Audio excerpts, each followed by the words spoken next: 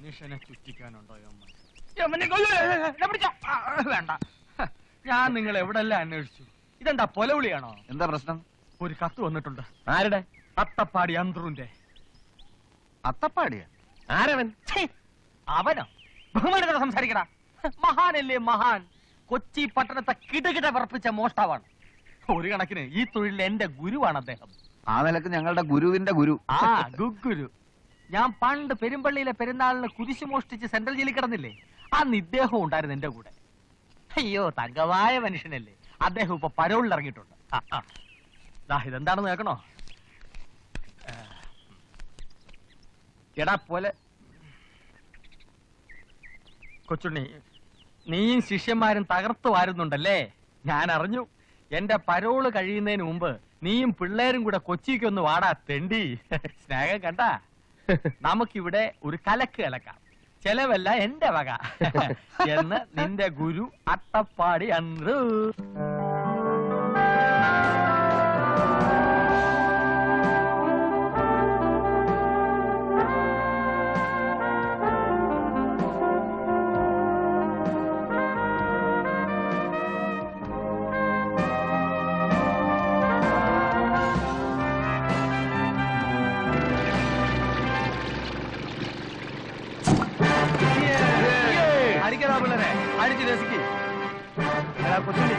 നീ നിന്റെ പിള്ളേരെ ശരിക്ക് തൊഴിൽ പഠിപ്പിക്കുന്നുണ്ടോ? പിന്നെ നല്ലോണം പഠിപ്പിച്ചു കൊടുത്തിട്ടുണ്ട്.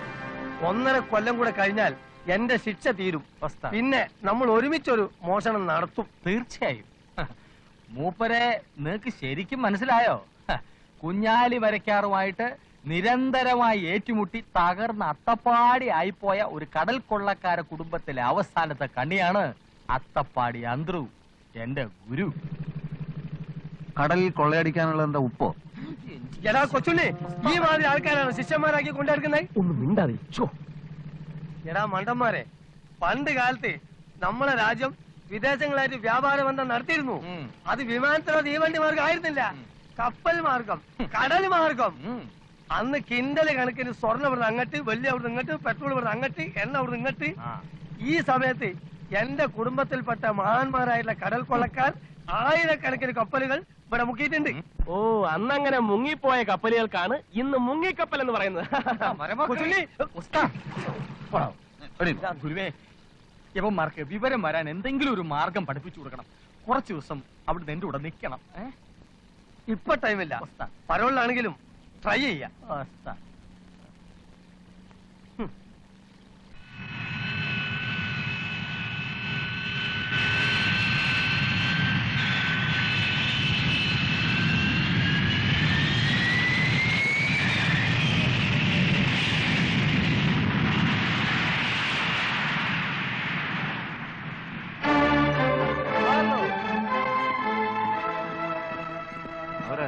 എനിക്കറിയില്ല.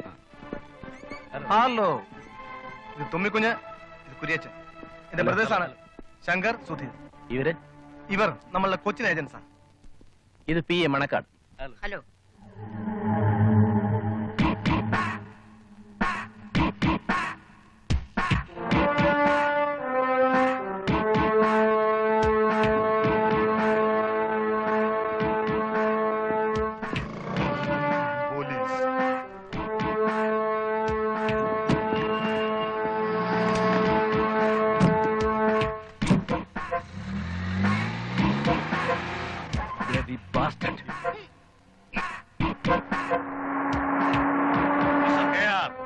സാധാരണ നിങ്ങളെ പോലുള്ള മുതലാളിമാര് എന്നെ പോലുള്ള പ്രൊഫഷണൽ കില്ലേഴ്സിനെ അയക്കാറേ ഉള്ളൂ, പക്ഷെ കൂടെ വരാറില്ല.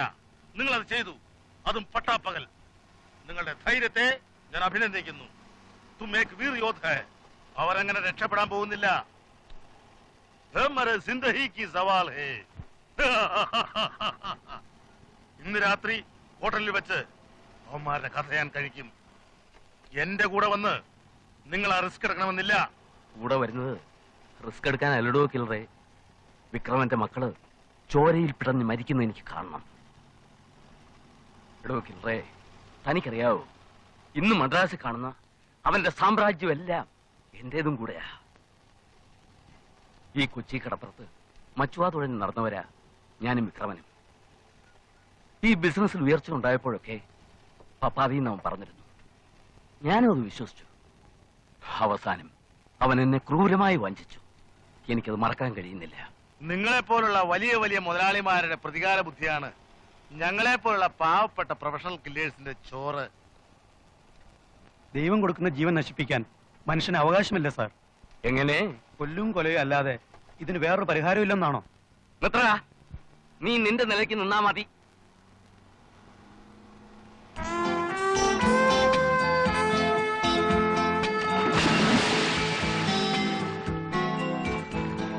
ഡാഡി ചീറ്റ് ചെയ്തെന്ന് പറയുന്നതിൽ വലിയ അർത്ഥമൊന്നുമില്ല. രണ്ടുപേരും കൂടെ മച്ചുവാ തോന്നിട്ടുണ്ടെന്നുള്ളത് ശരി തന്നെയാണ്. പാർട്ണർഷിപ്പ് ബിസിനസ് ആകുമ്പോൾ രണ്ടുപേർക്കും തുല്യ പങ്കാളിത്തം വേണം. റിസ്ക് എല്ലാം ഡാഡിയുടെ പേരിലേക്ക്, ലാഭത്തിന്റെ പങ്ക് വെട്ടാൻ കെയാറും. ഞാൻ പറഞ്ഞിട്ടാ അയാളെ കട്ട് ചെയ്തത്. ഞങ്ങൾ പറഞ്ഞ അതല്ല ചേട്ടാ. കഞ്ചാവും ചരസും ഒക്കെ നമുക്ക് കിട്ടുന്നത് കൊച്ചിന്ന്. കൊച്ചി ഒഴിവായിക്കൊണ്ടൊരു പ്രവർത്തനം നമുക്ക് പറ്റില്ല. അപ്പൊ ആവശ്യമില്ല ഒരു ശത്രു ഉണ്ടായാൽ അത് നല്ലതല്ലല്ലോ. ആര്? കെയാറോ? അവനത്ര പ്രബലനാണെങ്കിൽ ഡാഡി അങ്ങനെ ഈസി ആയിട്ട് അവനെ കട്ട് ചെയ്തു. ആ, വരുന്നിടത്ത് വെച്ച് കാണാം.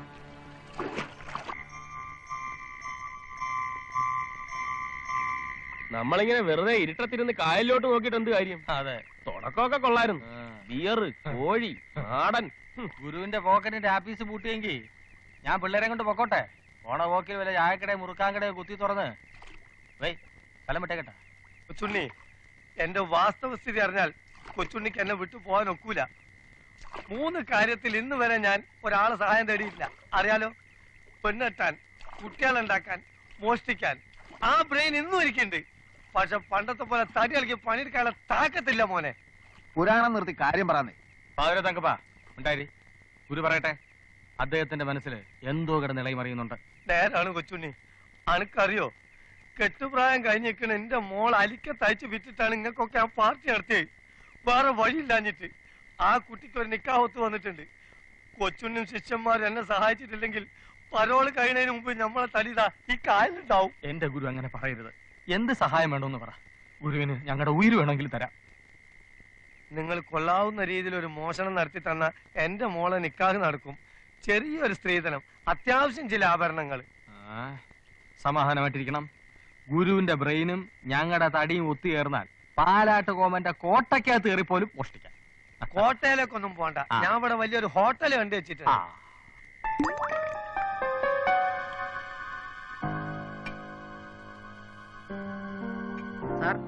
സാറിനെ കാണാൻ ഒരാൾ വന്ന് വെയിറ്റ് ചെയ്യുന്നു. ആരാ? ചോദിച്ചിട്ട് പറയുന്നില്ല, അത്യാവശ്യമാണെന്ന് മാത്രം പറഞ്ഞു. വരാൻ പറയൂ. ശരി.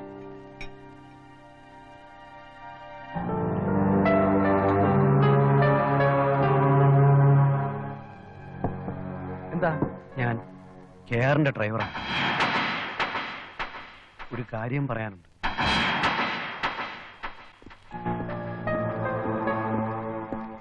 സുധി, കെയറിന്റെ ആൾക്കാർ നമ്മളെ കൊല്ലാൻ ഇറങ്ങിയിട്ടുണ്ട്. എന്ന് വെച്ച് സ്ഥലം വിടാൻ പറ്റുമോ?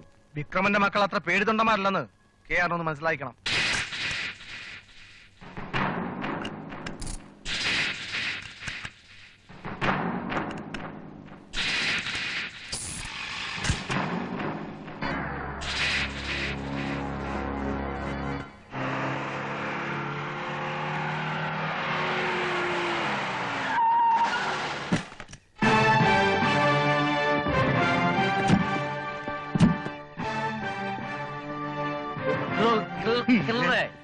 ഞാനും വരുന്നു. I want to see that dead bodies. നിങ്ങൾ ഈ കോലത്തിൽ വന്നാൽ ആകെ കുളമാവും. നമ്മളും ഡെഡ് ബോഡി ആയി പോകും. പിന്നെ ഞാനെങ്ങനെ ശവം കാണും?